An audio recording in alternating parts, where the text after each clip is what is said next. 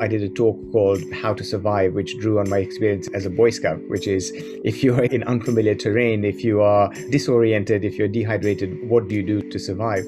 And I think that many of us went through that phase.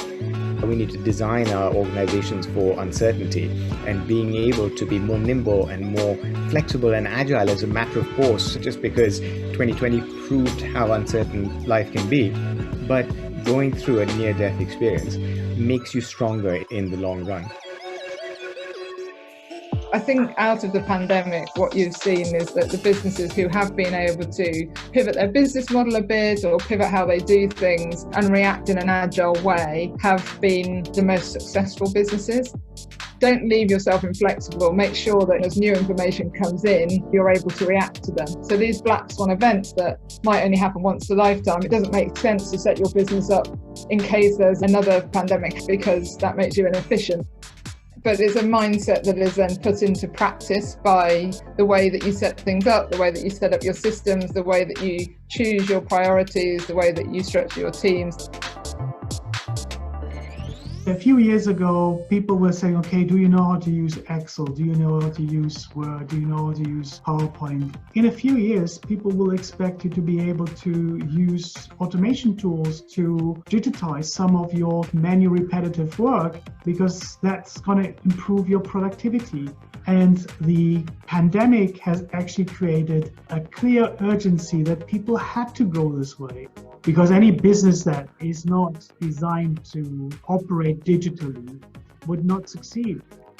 We now learn to actually be far more in demand with our human capabilities in our future jobs, because the very repetitive, simple tasks are going to be taken over by software robots that we create and we control. The pandemic has been very interesting, highlighting a lot of issues that many of us were aware of for some time, but they've really come to the fore.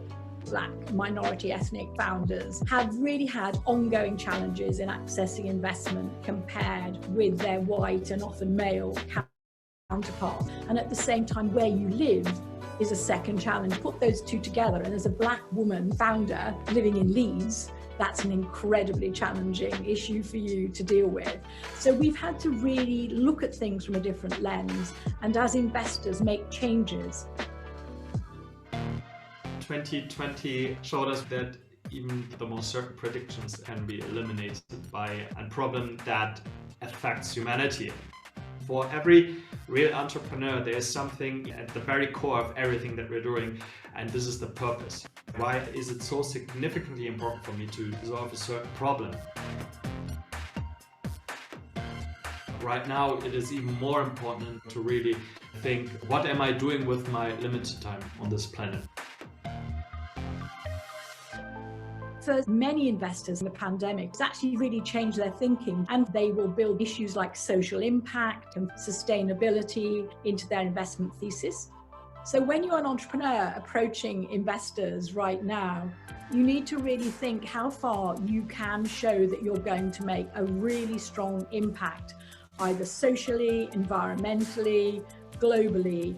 That will really help you tune in to where investors are focused right now. So it won't be enough just to have a great technology.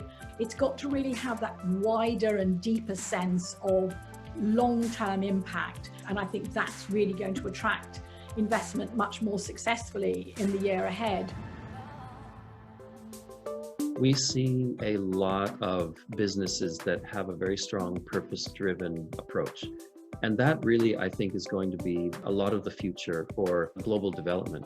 We had feared that COVID would derail us. In fact, businesses actually are embracing the Sustainable Development Goals as an opportunity.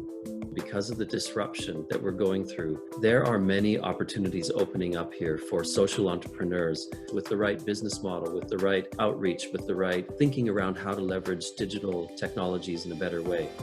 We need a lot of innovation, a lot of creativity in those spaces. It doesn't need to be a trade-off between profit and doing good. It actually can be both. On the space station, you realize how interconnected we all are and how interconnected we are with our environment. When I look at what's happening around the world, is shaking people up to realize that when a problem happens in Wuhan, it impacts the entire world. It can bring large economies to their knees. And this time was a virus. Next time it could be something different, climate change, for example.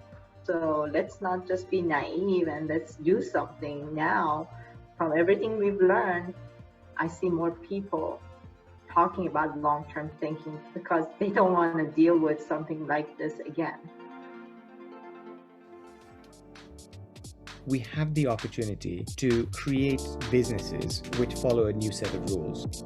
What we've given up to a certain extent is our wellness, as we're being invaded by too much news, too much information, too many demands on our time, and being able to step back and say, that doesn't contribute to my wellness. What does is having the time to go for a walk and to switch off. How do we build companies which take people's need for that lifestyle into account? How do we design jobs which don't infringe on our physical and mental wellness? And that to me is the essence of Build Back Better.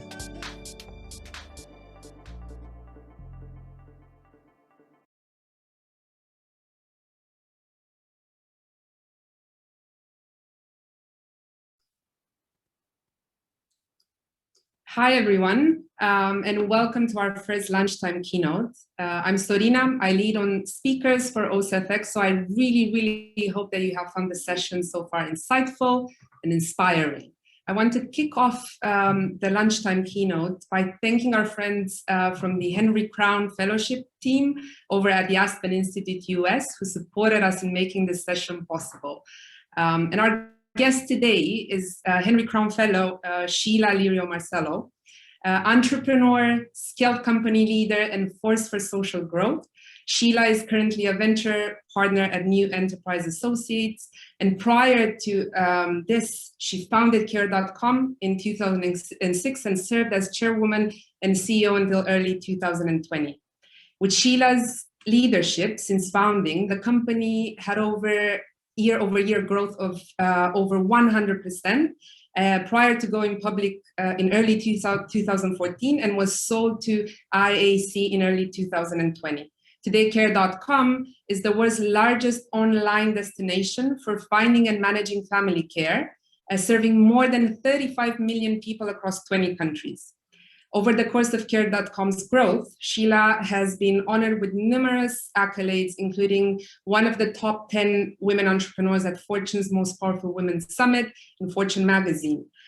She's a young global leader with the World Economic Forum, was awarded a Marshall Memorial Fellowship, and is a member of the Council of Foreign Relations.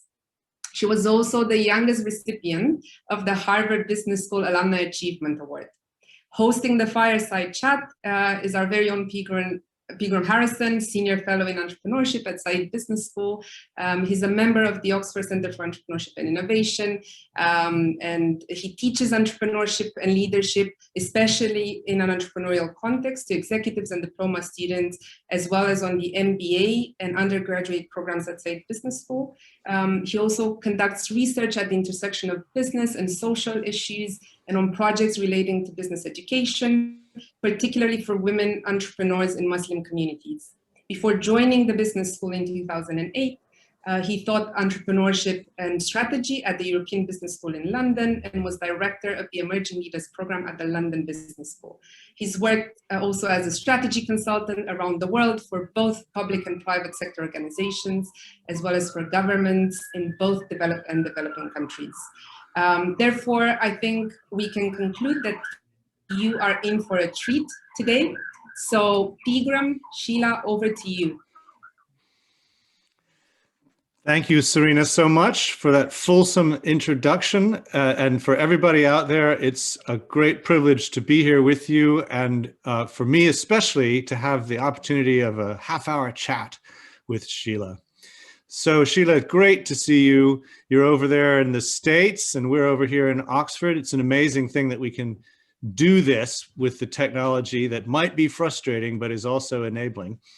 And I see you're comfortably at home, and I hope everyone watching is comfortably at home too. So Sheila, you and I have had a chance to talk, and I learned some wonderful things about you and your story. Perhaps you could kick us off by telling where your story begins. Where does the story of Sheila and her career and all of her achievements start? Good morning or good afternoon or good evening to everyone around the world. Pegram, excited to be here. So my story really begins, I was born and raised in the Philippines, and I migrated over to the United States for college. I attended a women's college called Mount Holyoke College here in the Northeast of the United States. And I recall going to a party at Yale University in my youth and met my husband, Ron Marcelo.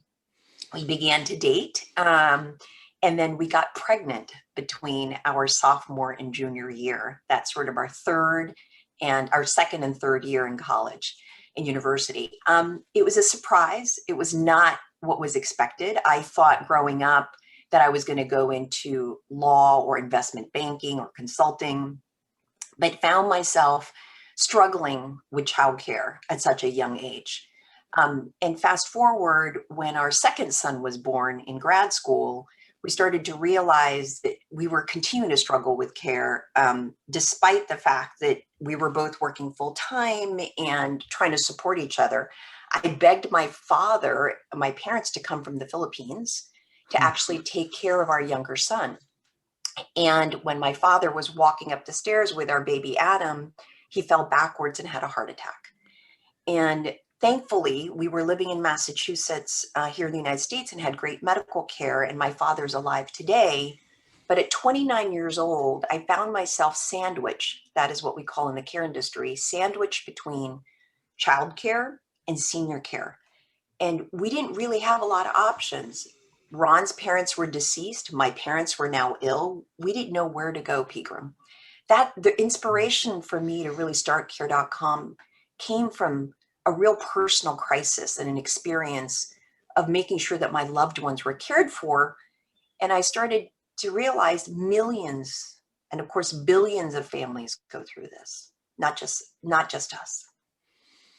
That's really a moving story. And there's a sort of way of thinking about entrepreneurship. Is it necessity that spurs you, or some other motivation? And it sounds like there was some major necessity there in the sandwich that you found yourself in. But I wonder whether there were other inspirations as well. I mean, you've had this big impact. Did you combine it with other inspirations that were of a different nature to pull together your intentions of becoming an entrepreneur? Absolutely. So completed my undergrad and then went off to do my graduate school degree at Harvard and did my JD MBA. And thankfully, my JD was, I had gotten pregnant with our younger son. My JD allowed me to actually help teach at Harvard Business School. 2 classes I took, Building Information Age Businesses and Women Building Business. Linda Applegate was an amazing mentor to me. She was my professor who encouraged me actually to write a business plan. And I wrote a business plan called MetroMove. It's sort of the modern Zillow today, but back then, again, I got pregnant. I decided I couldn't jump in and be an entrepreneur, so I taught instead. But I started to quickly realize while teaching that I was grading internet business plans and that what I really needed to do was learn to be operational if I wanted to be an entrepreneur. And so I jumped in. And so Linda was one of my key mentors that encouraged me to enter into the internet. But other mentors, both men and women, have guided me, Pegram, throughout my career. When I didn't think I was ready to start my own company, I had other people tell me that I was ready. I've had, one of my classmates that I helped start his company tell me, it's great that you're supporting me, but you really should start your own company. And then later on, I worked with somebody on my board who was a venture capitalist who then also said the same thing. And every time somebody said, you're ready to be at a certain level in your career, I didn't believe it. And it was really people in my life who became sponsors that really pushed me. And then finally, when I wrote the Care business plan, I realized that I was ready and I was super excited about it. But of course, always wanting to learn, because in this role, it's all about evolving and growing as a leader. Oh, it certainly is. I mean, nothing ever stays still, and that that little snapshot of your evolution is consistent with what we know about so many successful entrepreneurs. They've been well supported, but also well inspired. You speak about teachers, mentors, friends. Let's never discount the wisdom of friends. And then of colleagues, being able to notice that you're on a journey while you're on it, is in some ways as foundational as the technical skills of writing that business plan. Absolutely. And by the way, let me just add a story. You also, to your point, you will have friends who question whether you should pursue something. I remember writing the business plan of Care.com, and a very good friend from business school that I went to go see in New York said to me, "Why would you start a babysitting company? Of all your experience and your years that you have put into learning to scale an internet company," I'd worked in a company that helped scale college savings. You'll hear mission driven, help scale jobs, to find jobs. Now here I was thinking about what she called a babysitting company.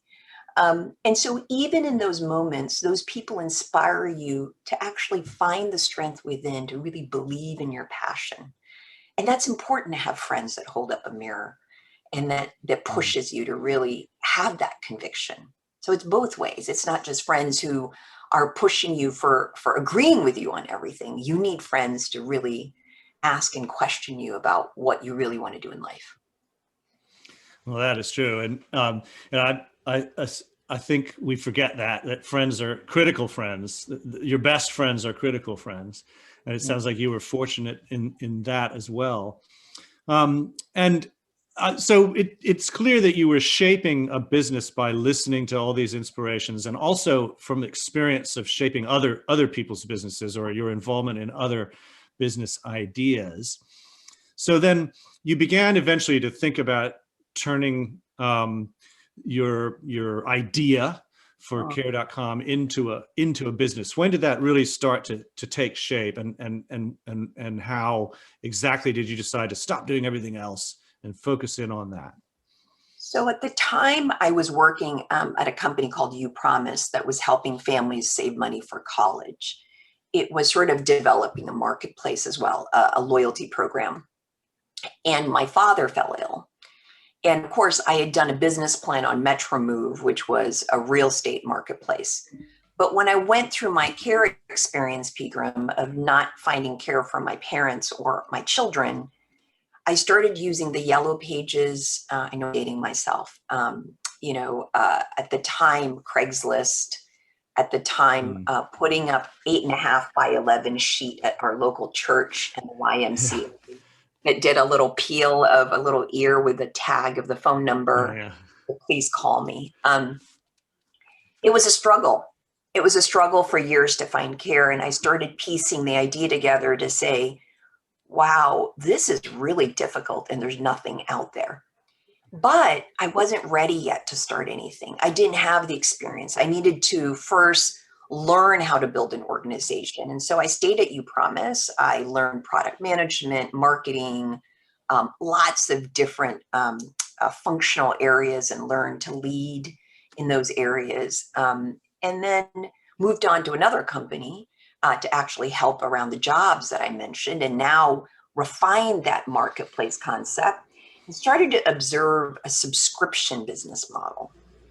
And I actually put the two together. My experience of targeting families at You Promise, subscription around people services, started to make me realize there's a real model here. Because prior to Care.com, the people services business was really jobs. And I don't know, Pegram, if you remember in the 90s, we were just starting to use Monster and everyone was uncomfortable going online for jobs. Now everything, LinkedIn, Indeed, everybody uses going online. And then fast forward 5-7 years later, in the 2000s, we're thinking, oh, finding a date online. How does that even come to fruition? You're like, wait, isn't it just better to go to a bar? But you realize, isn't being online being more efficient to go meet somebody?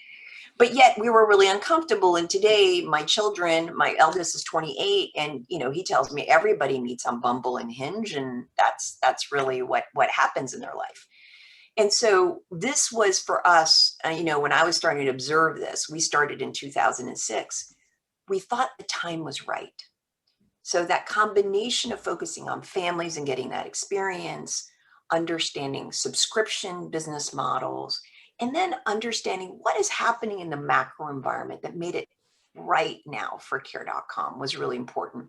The other phenomena that was happening in the macro environment is that Facebook and social media and Twitter, boomers and millennials, all ages, were starting to get comfortable to put their personal stuff online.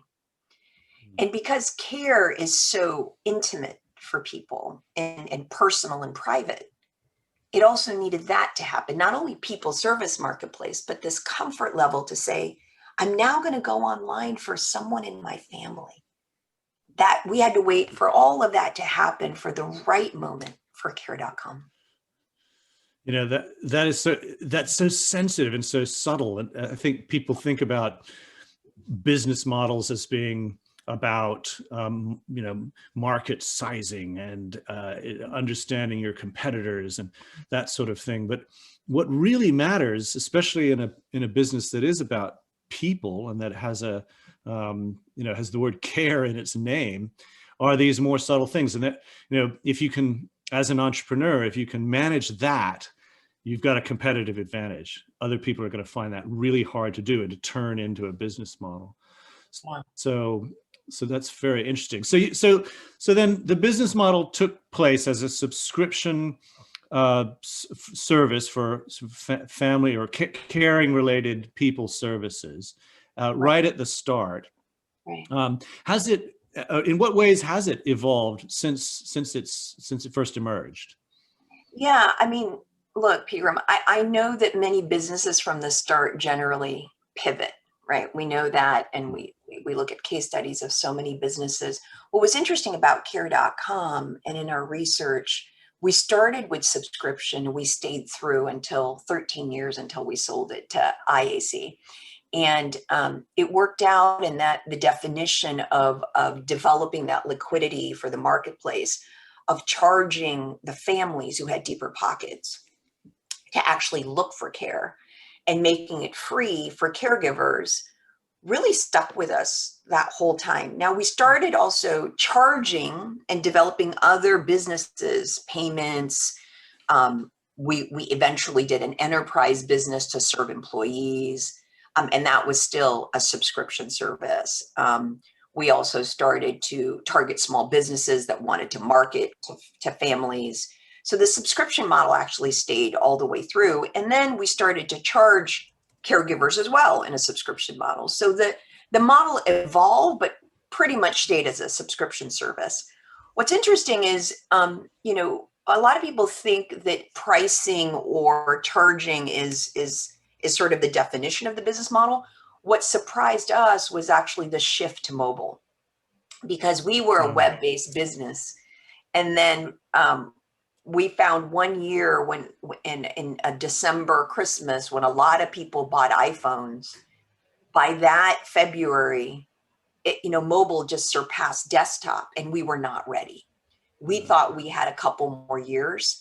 And that obviously impacted conversion, because the way the iPhone model works is that Apple charges a 30% tax on subscription when so model-wise, we then had to think about, how do we manage the user experience as it shifted that's impacting our business model?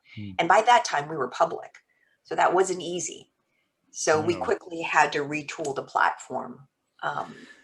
Well, so there are adjustments to the platform and to the functionality, but no basic pivots in the main basic model of the business. And that's interesting and unusual, as you point out. Most businesses in this highly volatile world experience the need to pivot. But maybe your need to pivot was reduced by your ability to get ahead of this volatility. You could see a change happening between December and February. And even though as a public company it was difficult to respond, you did. And that meant the tectonic change of a pivot wasn't as necessary. You absorbed the shock. Is that a fair summary? That's fair. I mean, Pegram, we also implemented a lot of testing. We ran it as a very data-driven company. So when we first launched and we went national, we tested broad match terms on Google SEM. We had 20 interns go on Craigslist and look at supply demand and analyze what verticals are we going to launch first? What do people want? And what jobs do caregivers want? So we launched with childcare, senior care, pet care, and tutoring from the get-go, and continue to be our big vertical. So it was data-driven. We then tested a lot through the years, tested and tested and tested. I remember, I thought senior care was going to grow faster earlier. My thesis was wrong. We launched with senior care because that's what the data supported. But what we found is in senior care, people were ready to browse and really consume content, but they weren't ready to transact. The boomers weren't completely trusting the internet yet in 2006, 2008. So we tested, we spent money on senior care. And then I remember shutting it down and telling the team, we will come back to this. We haven't failed. We're going to grow it organically. And then every year, Pegram, we tested a little bit. And then by the time of 2017, senior care was now ready to grow. And we were there. The brand was ready, the testing, the team, and so that we were super excited about. And I really like your point about a kind of gateway functionality that makes people comfortable with other verticals in your offering. So like, my own experience of care.com was I could convince my senior parents to use the pet care function. And once they're comfortable with that, maybe care for themselves, but I wouldn't, dare to jump in the deep end of suggesting something for them without warming them up. So the business model is resilient in itself, but also resilient for its customer base. I think that's really interesting. Now, let me push ahead to another theme that I know is of interest to you personally, and probably has been so foundational for the business in a rapidly changing world, which is this sense of mission, integrating those social goals right into the business model right from the start, that systems change, motivation, and other aspects of your mission. Tell us a bit about that and what particular aspects of it have been important all along. When we started CARE, I remember my mom pulling me aside and said, I don't know if you realize that one of the top countries in the world that exports care is the Philippines. And you happen to be in an industry that matters to our country or ethnicity. And there are millions of caregivers. In this pandemic, we realize Filipino Americans were actually at the forefront of essential workers, and they were really impacted the most. And so I found myself that I could bring my whole self to work, Pegram.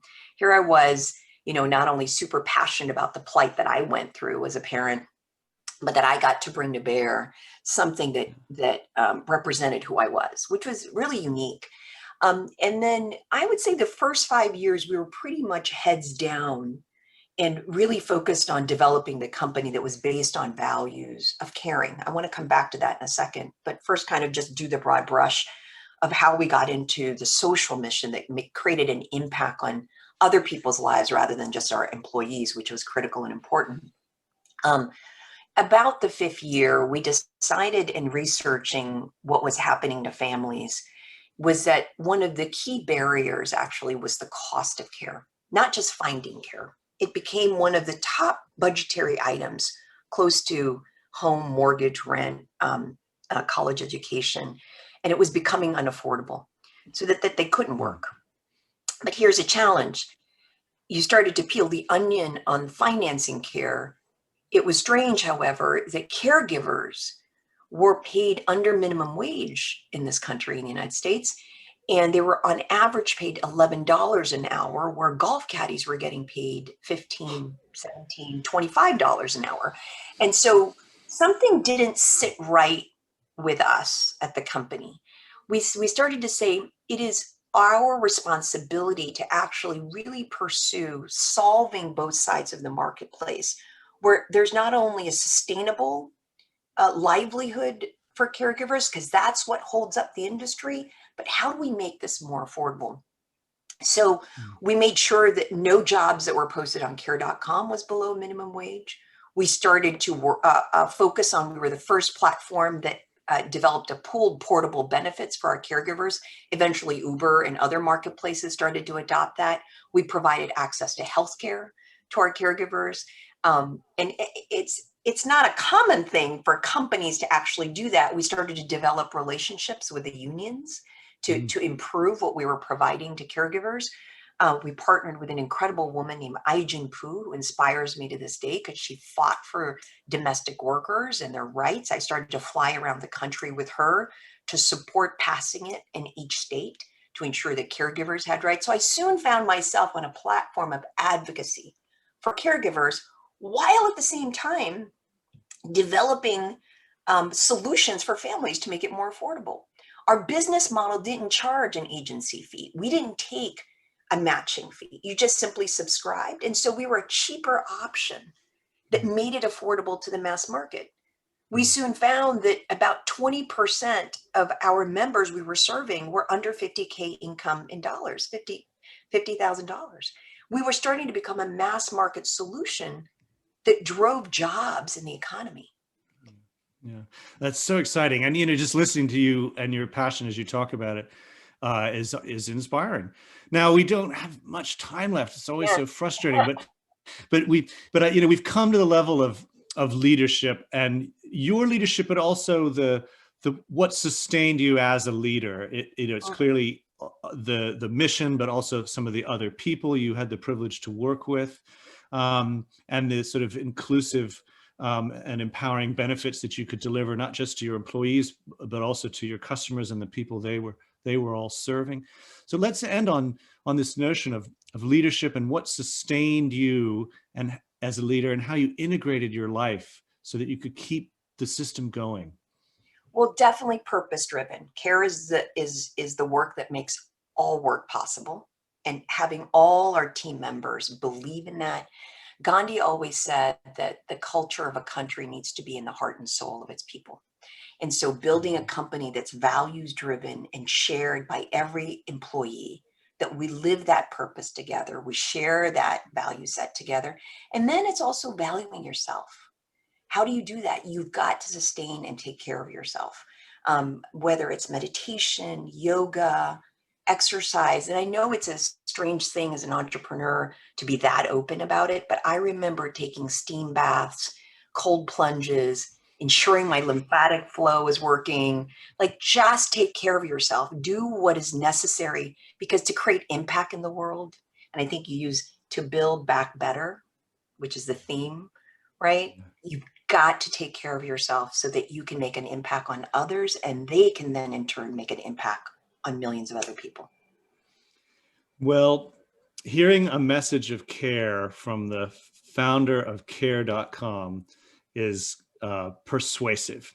And I want to thank you, Sheila, for sharing your wisdom and your experiences, and most particularly your passion and your personal care for what you've done and can keep doing, and for your time today.